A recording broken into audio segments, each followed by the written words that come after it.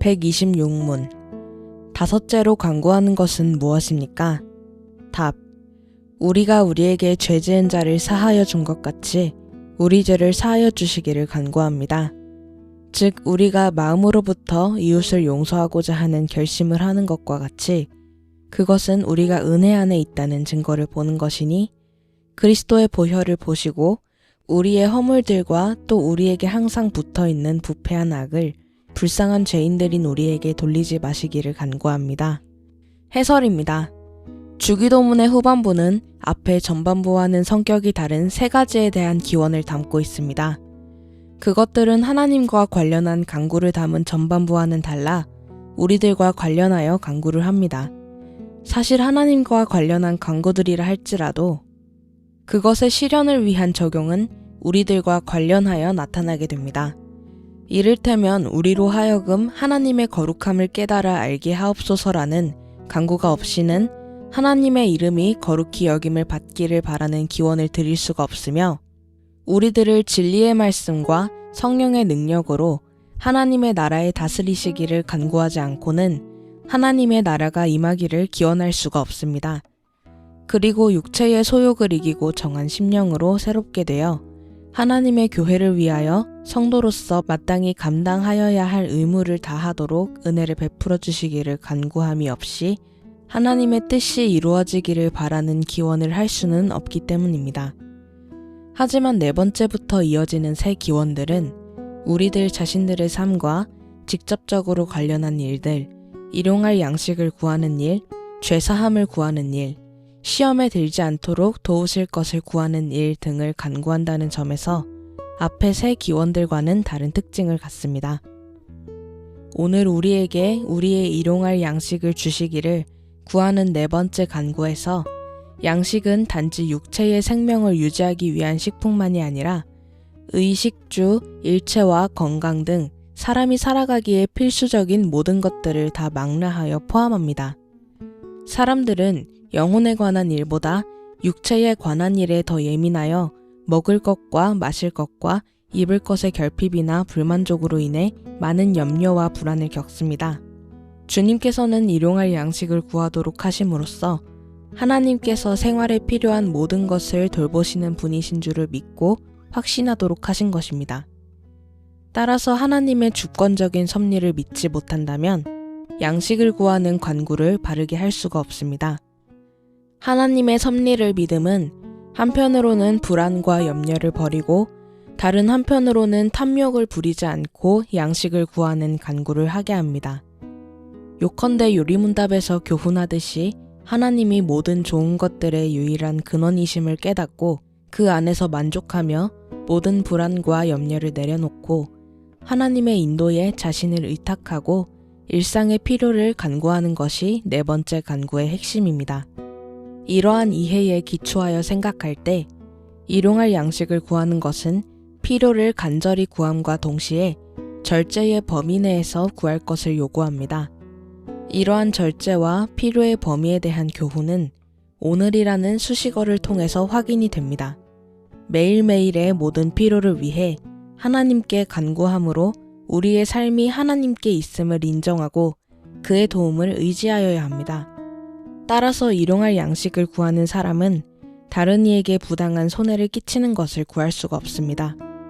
부당한 방법으로 자신은 살고 다른 이는 죽게 되는 일을 위하여 기도하는 것은 일용할 양식을 위한 간구가 허용하는 일이 결코 될 수가 없습니다. 아울러 간청만 하면 무조건적으로 원하는 것을 받을 수 있다는 생각도 허용될 수가 없습니다. 기도를 할 때 정성과 진실함으로 기도하여야 하지만 정성 자체가 간청의 목적을 이루는 조건인 것처럼 생각한다면 하나님을 자신의 소원을 이루기 위해 달래며 이용할 수단인 것처럼 여기는 큰 죄를 범하는 것이 됩니다. 기도의 주인은 하나님이십니다. 결국 네 번째 간구는 우리 주님께서는 영혼을 위하여 기도할 뿐만 아니라 육신의 필요를 위하여서도 구하라고 명령을 하셨음을 감사하면서 하나님의 보호에 자신을 의탁하고 재물의 주인이신 하나님의 영광을 위해 살아가는 믿음을 격려하며 교훈합니다. 주님께서 가르치신 기도의 다섯째 간구는 죄사함을 구하는 것입니다. 주님께서 기도를 가르치실 때 그 대상은 주님을 따르는 제자들이었습니다. 주님께서는 제자들에게 죄 용서를 구할 것을 기도하라고 교훈하셨습니다. 많은 이들이 이 교훈에 대해서 종종 오해를 하거나 너무나 소홀히 여기는 듯합니다. 그러나 죄사함을 구하는 간구는 구원을 받은 자의 참된 믿음의 본질에 속한 것이므로 다섯째 간구에 대해 매우 분명하고도 올바른 이해를 가져야 합니다. 이렇게 물어보겠습니다. 어떤 전도 방법에 따르면 전도를 하기 위한 접근 질문으로 두 가지 내용을 묻습니다. 하나는 하나님께서 오늘이라도 부르시면 천국에 갈 수 있으리라 생각하십니까? 이며 다른 하나는 그러면 만일 하나님께서 무엇 때문에 여러분을 천국에 들어오도록 허락을 하여야 하느냐고 물으시면 여러분의 대답은 무엇입니까? 입니다. 질문의 취지는 구원이 남보다 착하게 살았다는 행위의 공로로 인하여 주어지는 것이냐, 아니면 예수 그리스도의 대속의 은혜를 믿는 믿음으로 주어지는 것이냐를 묻는 데에 있습니다. 질문에 대해 전도자의 답은 행위가 아니라 믿음입니다. 이 전도자의 대답은 정확하며 옳습니다. 하지만 이 대답은 그리스도를 믿음으로 구원을 받는 은혜의 복음에 있어서 착하게 살아가는 행위는 어떤 의미를 갖는지에 대해서는 아무런 설명이 없으므로 아직은 충분한 답이 되지를 못합니다. 말하자면 착하게 살지 않고 죄를 지으면서도 그리스도를 믿는다고 하면 구원을 받는 것인가 라는 의문에 대해 충분한 답을 주지 못하고 있는 것입니다. 이러한 점을 고려하면서 이제 다음과 같은 질문을 더 해봅니다. 당신은 믿음으로 천국에 들어간다고 대답을 하셨습니다. 이제 당신에게 한 가지를 더 묻겠습니다. 그러면 당신은 당신에게 천국에 들어갈 만한 믿음이 있다는 것을 어떻게 보이시겠습니까? 이 질문은 매우 심각하며 핵심적입니다.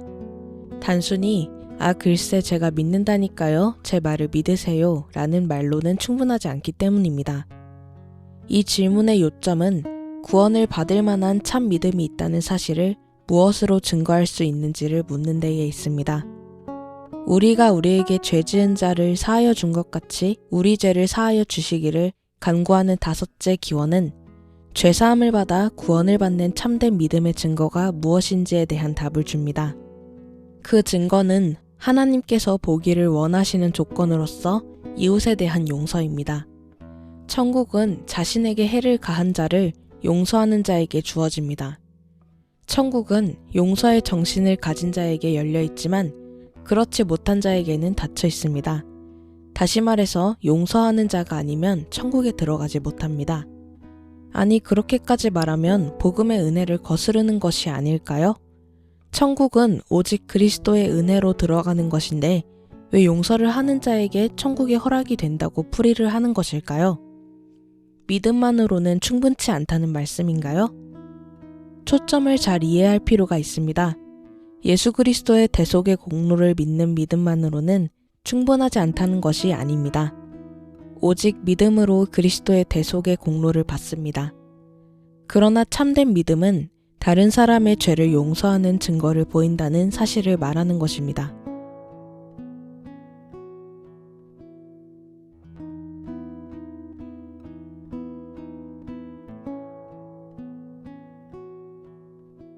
나는 오직 주의 인자하심을 의뢰하여 싸우니